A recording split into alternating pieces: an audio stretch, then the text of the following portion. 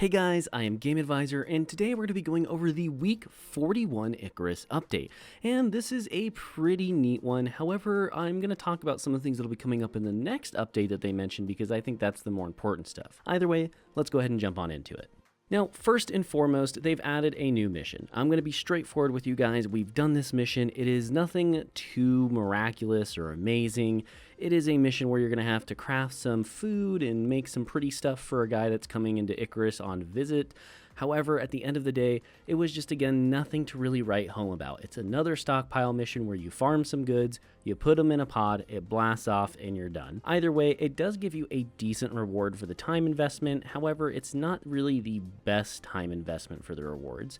In total, you're going to get 100 exotics from doing this on normal, which, again, isn't that bad, but it's also not that much at the end of the day. The next thing they did was a lot of quality of life stuff, and so I'm just going to go through each one of these small improvements for you. They completed a large number of texture optimizations, which is nice just because I personally was even able to notice the fact that the game wasn't as laggy and I was getting a few more frames than I was previously. I would even go as far to say that if you haven't played Icarus since launch, maybe consider giving it another try if your issue with the game was the fact that the graphics just were lagging you out. They've optimized a lot on that front, and so it seems to be significantly better. Next is that deployables can now be rotated before they are placed.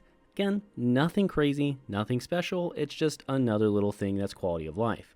You can now also place signs on chests. Now, this is a pretty big deal one for me personally, as whenever I'm in my outpost, I want to be able to organize things to the maximum amount. I want everything to have its place, and this is a great way to do that.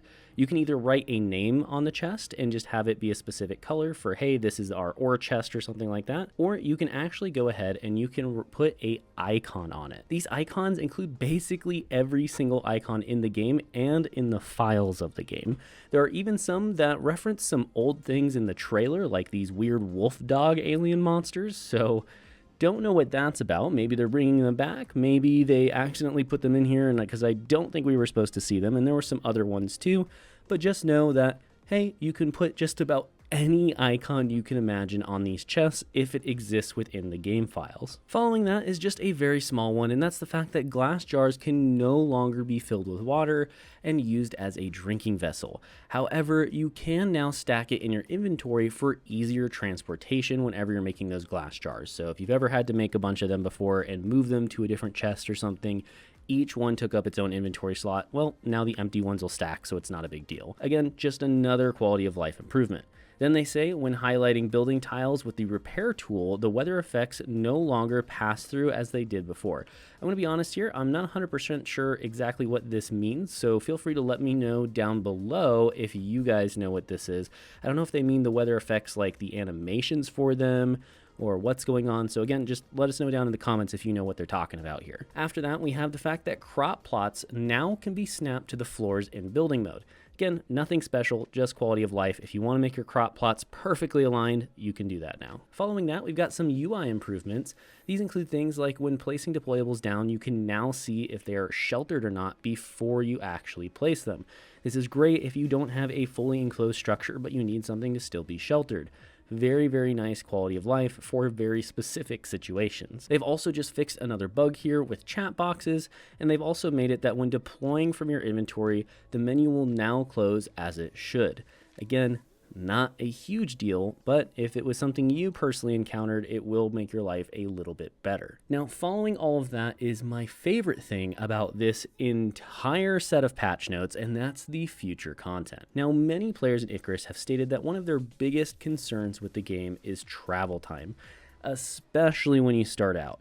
Because when you start out, you don't have the talents to get move speed. You don't have the ability to move quicker in a significant way. And even with the talents, you're looking at 30, 40, maybe you could push 50% if you did it perfectly optimized. But at the end of the day, it's just not enough, especially again on these earlier missions where you have to go to new zones that are several squares away and are taking you sometimes 30 to 45 minutes on a one-way trip. That's a lot. So what they've done is finally implemented the mount system. Now keep in mind, this is going to come out next week, guys. This is not in this update. So don't get too excited yet. We have to see how well balanced it is when we get our hands on it. And again, we will be making a video on this as well as talking about it in the update video next week. So sub if you want to see that. Otherwise, just know that you're going to be able to tame a buffalo, and you'll also be able to tame a fast-footed moa. A moa is some kind of a giant flightless bird. I'm just thinking World of Warcraft here personally, maybe Final Fantasy XIV mounts, if any of you guys know what I'm talking about here with those chocobos. Otherwise, it's something interesting. We'll have to see what it does. It seems like they're trying to go for a faster mount and a more combat-oriented mount, with the buffalo being more combat-oriented. They explain that the way you'll actually get these mounts is by taming them from their juvenile state within the game. Then, you'll have to kill the rest of their pack and any predators nearby before you lead them back to a safe location. This doesn't seem too hard, but this suggests we might even be getting 2 new bosses in the form of this moa and this buffalo. Again, I don't think we're going to be able to just grab any random buffalo off the side of the mountain or in the middle of a field and tame it. It's going to have to be a very specific one. So I really hope they make it easy to find, because I don't want to have to go halfway across the map to get a mount when I have to go the opposite direction for my mission. If you know what I mean here, it doesn't seem like a very smart way to go about it. Again, if these are easy to find, it won't be too much of an issue. But going halfway across the map just doesn't seem like a fun way to do it. You'll also have to make a saddle. They talk about that. You'll have to craft a saddle for it and any other necessary items, and then you'll have to protect it as you raise it and give it some food. You know, standard raising an animal in any sort of survival or video game stuff here. But otherwise, they just kind of talk about some more server stuff they're going to be trying to do. Some of that will be coming this week for testing, if that's something you're interested in. I'm sure you can read this yourself and get a little more into it. Personally, it doesn't seem like something that's really going to affect my gameplay, and I don't think it's something most players will actually encounter and have something that involves them with. But hey, if you want to check it out, it's in these 2 little boxes here. You can go and read it for yourself, and I'm sure they're going to talk about it more down below and in the coming weeks. Either way, though, the changelog doesn't really have anything that I feel is worth mentioning that we haven't already talked about. We already can do all of these things, and so I'm just going to be honest with you guys. I think this is a pretty nice update. It's got some important quality of life features.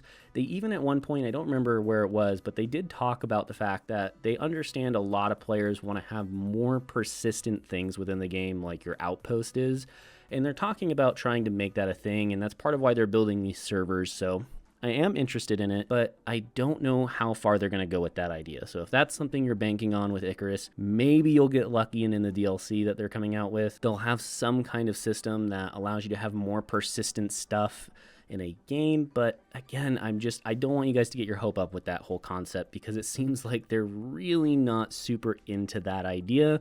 They're just trying to accommodate at least a little bit for the people who desperately want it and are willing to set up servers to make it happen.